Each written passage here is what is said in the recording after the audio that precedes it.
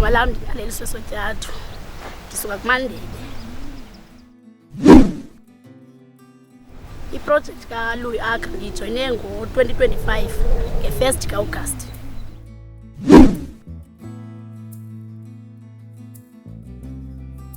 Phambi kokuba ndijoyine iprogram kaLouis Agri bendihlele ekhaya ndingenzi nix.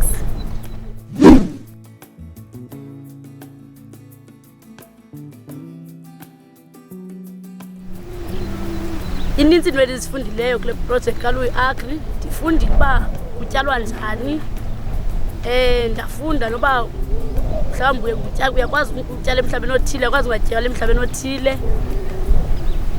Inintsi into endiyifundileyo.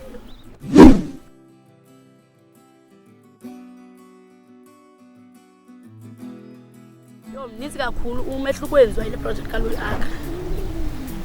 Abantwana bebehlala nje ezitratweni ngoku benze busy, but ke ngoku biphelile ke ngoku hayi inoba bazakubuyela baphinde bahlale nje bangenzi into.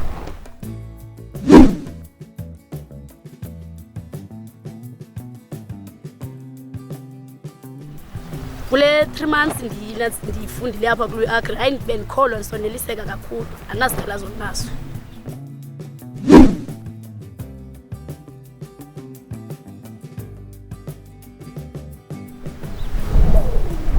Kulo nyaka bendikabi nazo, kodwa kulo nyaka izayo bendicinga uba siqale into entsha mhlawumbi noba sizame uzilimela nje siyilali ke ngoku siqokelelane thina balapha ekhaya.